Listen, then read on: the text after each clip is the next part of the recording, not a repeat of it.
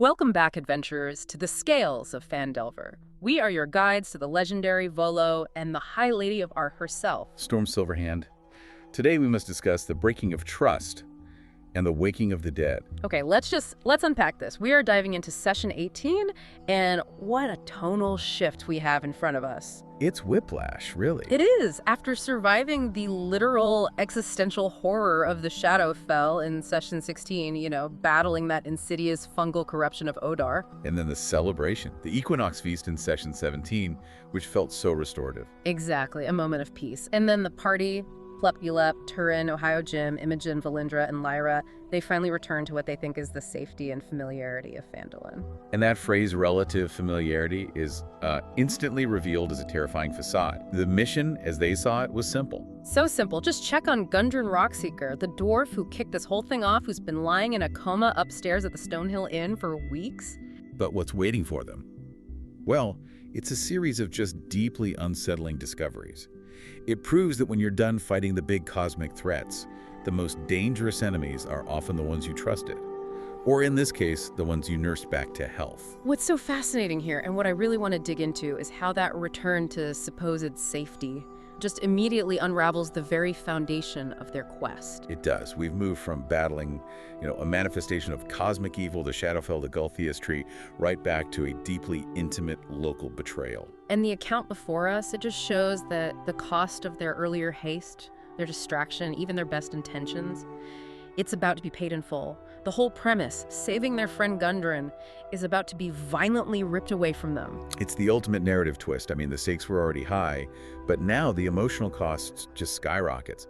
We need to analyze not just what happened, but the psychological implications of realizing you've been completely, utterly fooled for months of game time. Okay, so before we get to the chaos, the betrayal, there was this beautiful, quiet moment, almost a false dawn as they traveled back. Yes.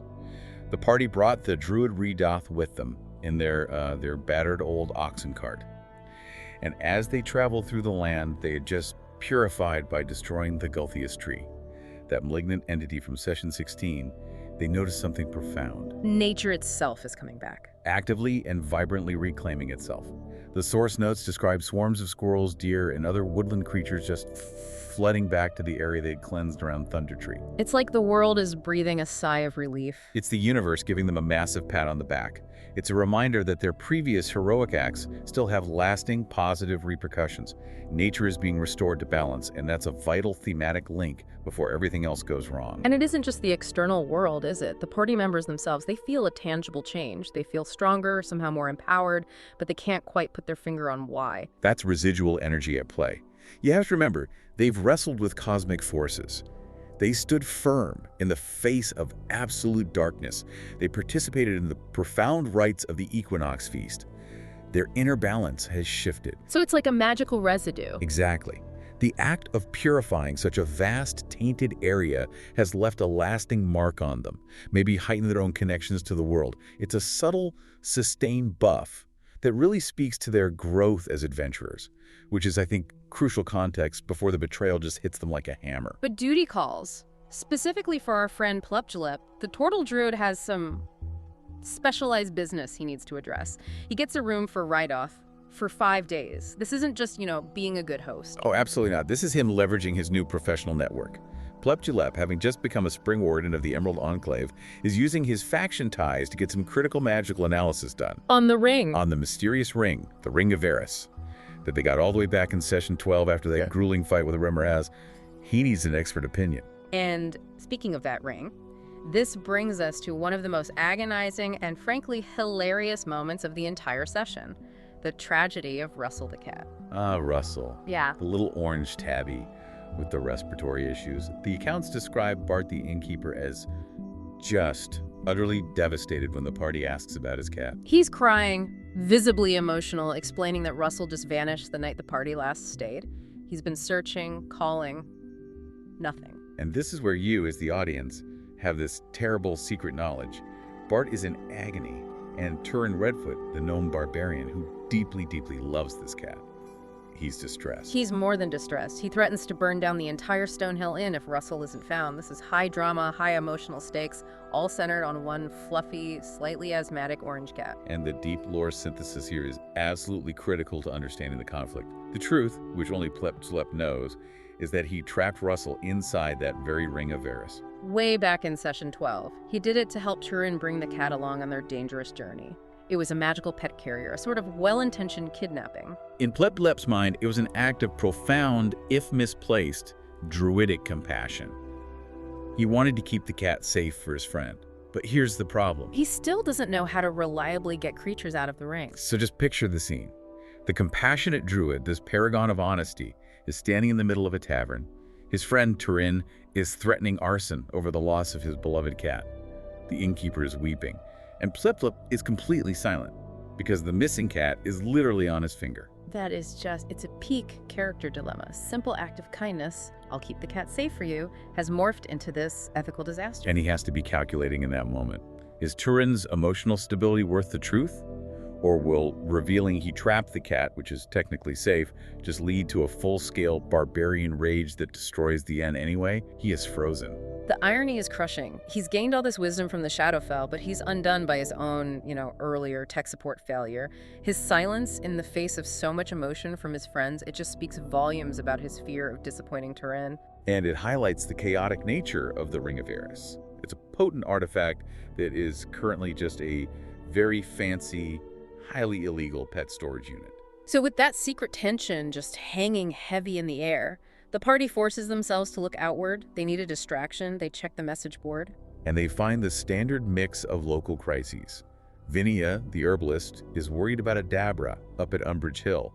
There are requests for supply deliveries to the loggers' camp and Butterskull Ranch. And, of course, the ominous note, increasing orc activity near Wyvern Tor. A reminder that their work is never really done. The world certainly doesn't wait for your internal conflicts to resolve. They have multiple choices pulling them in different directions. And in classic fashion for a fatigued adventuring party, how did they settle this strategic problem? A coin flip. The sources confirm it, a simple coin flip. Perhaps the most fitting way for a group of heroes dealing with overwhelming complexity to make a decision. And the coin dictates their first priority. Checking on Vinia's friend, Adabra, at Umbrage Hill. A seemingly simple errand, but one that, as we're about to see, leads them straight into some of the deepest lore of this entire region. But before they can leave town, there's one more piece of unfinished business. The big one. The campaign's central unresolved mystery. Gundren Rockseeker.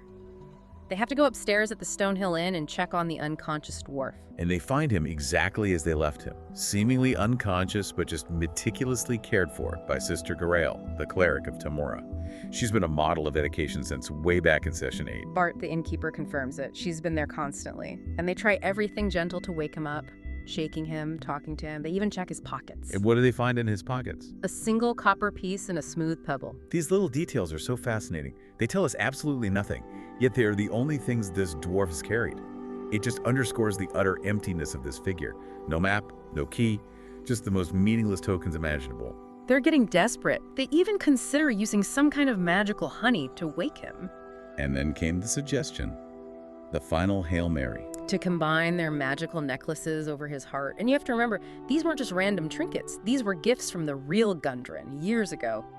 Tokens of deep friendship that connected the entire party. 5 necklaces are available. They're trying to focus their collective magical and emotional energy to awaken their friend. But this is just a devastating moment of narrative irony. It is. The party gathers the 5 available shards, but the account is clear. This ritual was destined to fail completely. And not because the magic was weak, but because the set was, well, tragically imperfect. Yeah. We have to remind you, Valindra Elidithis, the cleric of Talos, traded her necklace to the Nothic. In the Red Brand hideout, back in Session 8. She traded it for crucial information about the Black Spider's operations. It was a calculated, proactive move that benefited the entire party's long-term survival. But that decision, made months ago, creates a mechanical failure right here.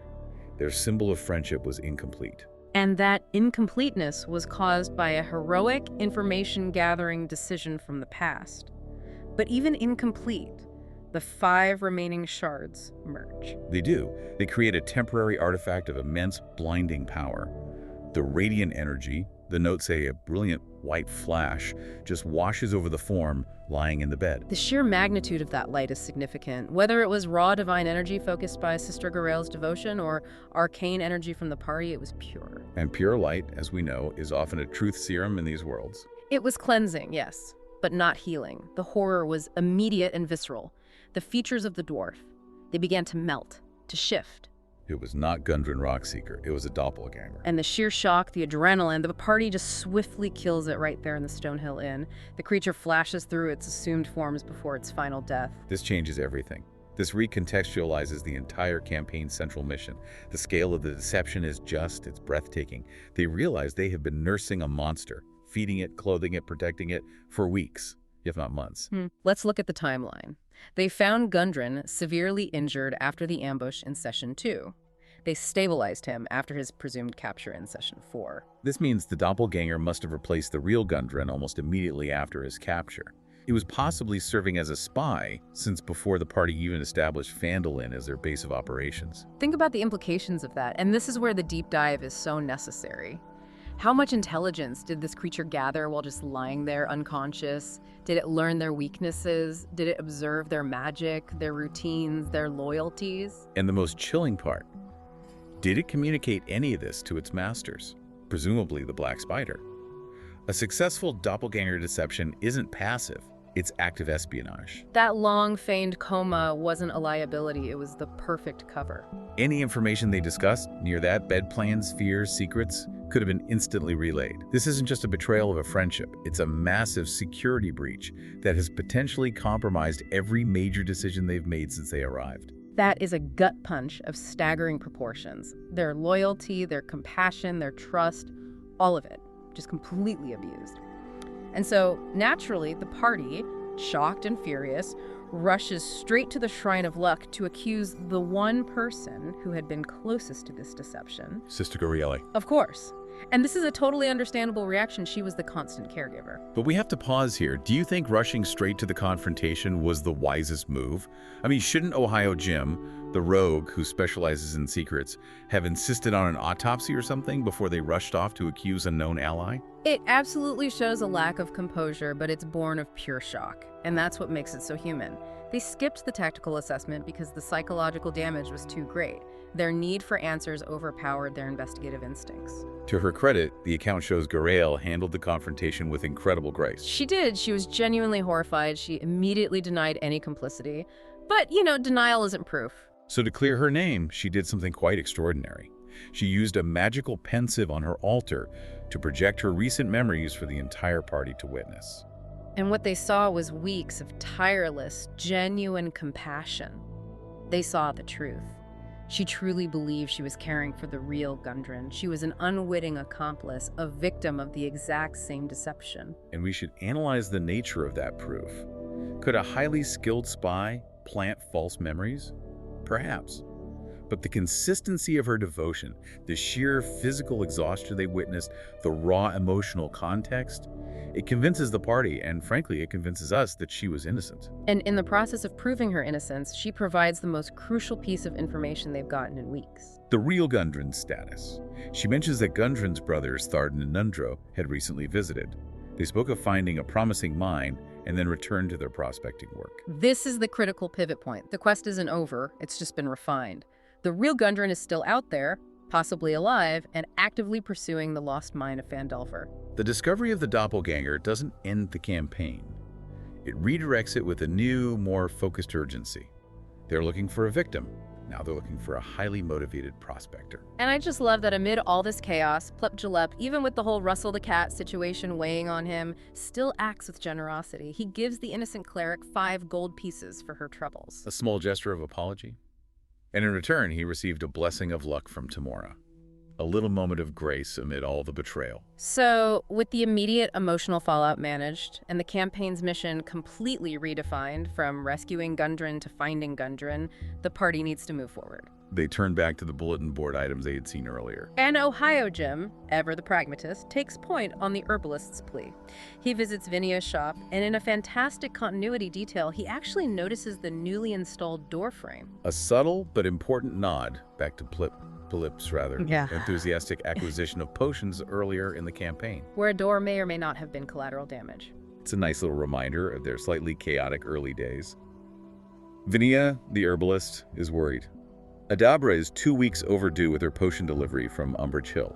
Ohio Jim offers to check on her, but this is where his quintessential rogue nature just shines. He doesn't ask for gold up front, which would be standard mercenary stuff. He negotiates a discount on future merchandise. It is a quintessential rogue move, prioritizing long-term utility over immediate profit. It's an investment strategy. A future discount on healing potions is way more valuable than 10 gold pieces right now. Absolutely. After that, he and Turin head to Aldermouth Farm to follow up on the orc posting near Wyvern Tor. There, they meet the stout half-elf farmer and his son, Carp. The farmer wants them to investigate orcs descending from Icespire Peak and offers a hefty 50 gold up front. Classic quest hook. But as often happens, the real treasure here isn't the gold. It's the exposition you get from the young, seemingly unimportant character. Carp's contribution, the Green Death legend, is critical foreshadowing. It completely links their simple errand, checking on Adabra, with the deep ancient history of the region. Yes. The young boy shares this bedtime story, this legend that Umbrage Hill, where Adabra lives, is built on an ancient Dragon Barrow. And that immediately infuses the location with immense historical and magical significance. He recounts how adventurers killed a great green dragon, Ostraka, the Green Death, but were buried beneath it when the colossal beast fell upon them. This is just a perfect piece of world building. It elevates their mission immediately. It's no longer just a welfare check. It's an investigation into an ancient grave site. It links Umbrage Hill to history, to dragons, to power, and maybe to buried artifacts. It sets the entire stage for what's coming next. The idea of a Dragon Barrow, a tomb where a dragon lies, often with its slayer, is just. It's immensely significant in this world's lore. It connects their little journey to the grand, epic scale of the past. So the party arrives at Umbrage Hill, the site of the windmill and this alleged Dragon Barrow, and they are greeted not by quiet, but by a tremendous commotion. They find a high-stakes standoff. Adabra is trapped on the second floor of the windmill, calling for help, and outside there's a truly fearsome Manticore. A Manticore, the hybrid of a lion, bat, and scorpion. This creature is usually just a straight-up monster you have to fight. Typically, yes. They're associated with chaotic evil alignments. But the scene is tense not because of an impending fight, but because the Manticore is speaking to Adabra. It's articulating a need, not just a threat. And this is the moment where Plepgalep's recent growth, forged in the Shadowfell and the Equinox Feast, truly shines. He approaches cautiously. He takes the time to read the creature's body language instead of just drawing a weapon. And despite its monstrous nature, Plepgalep senses genuine desperation, honesty even. The Manticore doesn't want blood or treasure. It needs healing potions or money for potions because its child is gravely ill. This is a huge shift. And the immediate moral choice for the party is, do you respond with violence or do you respond with compassion? And Plepgalep, learning from his past, mistakes of good intentions gone wrong, responds perfectly. He avoids combat entirely. He offers the creature one of his own healing potions and some gold for more supplies. It's a profound moment of character transformation for him. Just moments ago in Phandalin, he was silent, paralyzed by guilt over the trapped cat, a result of his misguided kindness. And now, at Umbrage Hill, he makes a choice of conscious, selfless compassion. He gives away his own resources to aid a monstrous creature in distress. He chooses wisdom over violence, applying the lessons of balance he just learned. It's a diplomatic victory. He didn't just win a fight, he forged an unusual, powerful alliance through sheer empathy. And the Manticore's reaction is immediate and moving. It kneels in gratitude and respect before flying off. And it promises to return with something that will let the party call on it for aid in the future. Think about that. They have just gained a massive, flying, dangerous ally for the cost of one potion and a bit of gold. Adabra is, understandably, relieved. She rewards the party with 3 healing potions, gives Ohio Jim the note for Vinia, and offers a future discount, mirroring his earlier shrewd negotiation. But she also adds more crucial details, cementing Carp's legend. She mentions strange, floating orbs, will-o-wisps appearing at night, vanishing into the ground. And she points out the dragon's spine, clearly visible running down the hill, and the old dwarf burial mounds scattered about. She's confirming the barrow's location and hinting at the unseen magical activity right beneath their feet. It seems like the Manticore wasn't the only unusual thing happening around Umbrage Hill. The land itself is calling to them. With the humanitarian mission complete, the lore of that legend just takes over. They investigate the ruins near the windmill, looking for the Dragon Barrow entrance Kerp's story hinted at. And this is where they find it. A subtle, hidden entrance. Loose stones in the fireplace of an old, dilapidated house. This suggests the entrance was designed to be hidden, but accessible to those who know the history of the place. They clear the rubble, and it reveals a narrow staircase spiraling down into darkness. The atmosphere immediately shifts. The accounts describe the air growing cooler, heavier, the scent of ancient stone and decay. It's claustrophobic. They're descending into a space that has been sealed for centuries. At the bottom, they enter the Dragon Barrow proper, a large vaulted chamber carved directly into the rock. This is the heart of the tomb, and predictably, Ohio Jim, the rogue, almost immediately touches a crystal orb embedded in the wall. And the moment he touches it, he triggers something. A ghost appears. Lady Tanamir Alagondar, a legendary dragon slayer, bound to the very stone of her own tomb. This is a massive lore drop. It ties the party directly into the deep history of the High Road. She recounts this epic, tragic tale of slaying Azdraka, the Green Death, the dragon that terrorized the region. She details that final, fatal moment. She drove her legendary sword, Honor's Embrace, into the dragon's heart, and they fell together. Their bodies became part of the hill itself. This wasn't a quick kill, it was a mutual sacrifice. And it bound her soul to the beast she slew. She is literally the guardian of her own grave. And she issues a solemn warning. She does. She warns that taking the sword might awaken the vigilance of the dead, and that it should only be taken by someone with a true heart. That qualification is so fascinating. It's not about strength or magic, it's about moral character. The atmosphere is just intensified by those floating will-o-wisps Adaber mentioned. They retreat when the party approaches, showing the Barrow's defenses are already starting to activate. Undeterred, because what are heroes for if not to take legendary swords, the party splits up to explore. Ohio Jim and Turin head southwest.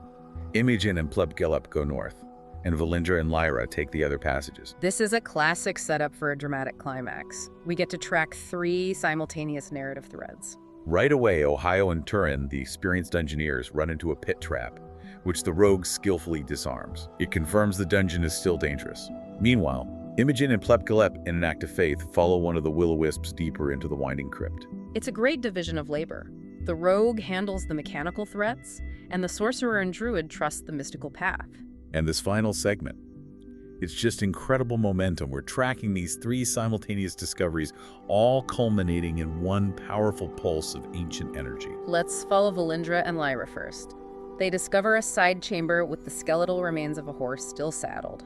This has to be Lady Tanamir's loyal mount. And Valindra Eladithis, the cleric of Talos, a god of storms and destruction, approaches gently. And in a moment of pure, unexpected empathy that rivals Plebgelup's own compassion, the skeletal horse nuzzles his hand affectionately. It responds to his kindness, despite being long dead and despite his connection to a chaotic god. It speaks volumes about the genuine nature of Valindra's heart. At the exact same time in the southwestern passages, Ohio Jim and Turin open a nearby tomb. And they find a pristine lute held by the skeletal remains of a bard who died in that ancient battle. It is untouched by time, preserved by the magic of the Barrow.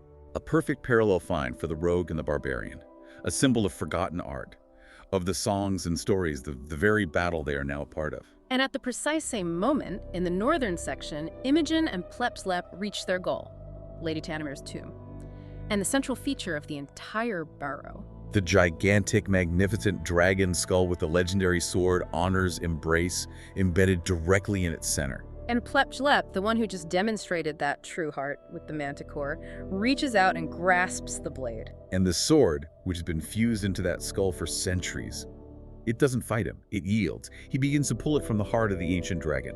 He met Lady Tanamir's mysterious requirement. The climax. As PG pulls the sword, Honor's Embrace pulses with a powerful, overwhelming wave of energy, and that surge radiates through the entire Barrow at that precise moment. It is the synchronization of destiny. All 3 geographically separated groups feel that wave of energy simultaneously. It's the moment Tanamir's warning comes true. The vigilance of the dead is awakened. Let's just detail that simultaneous hit. Valindra and Lyra are bonding with this skeletal horse. Ohio and Turin are uncovering the perfect silent bard's lute. and Imogen and PG are gripping the hilt of the Dragon Slayer's sword. The energy just continues to build and spread through the crypt. The sheer power of the ancient magic that binds the Dragon Slayer and the dragon has been disturbed, maybe even broken. The very foundations of the tomb are shuddering. The ancient guardians of the Barrow, the dead Tanamir warned them about, have begun to stir. They traded a quiet investigation for a legendary weapon, and the price is about to be paid in blood and steel. The source material cuts us off right here, with the adventurers sword in hand, now surrounded by whatever awakened horrors guard this monumental tomb. A massive initiative roll is about to happen. What a place to leave it. I can barely stand the suspense. History is written in moments like these. Thank you for listening. Until next Thursday, may the scales always tip in your favor.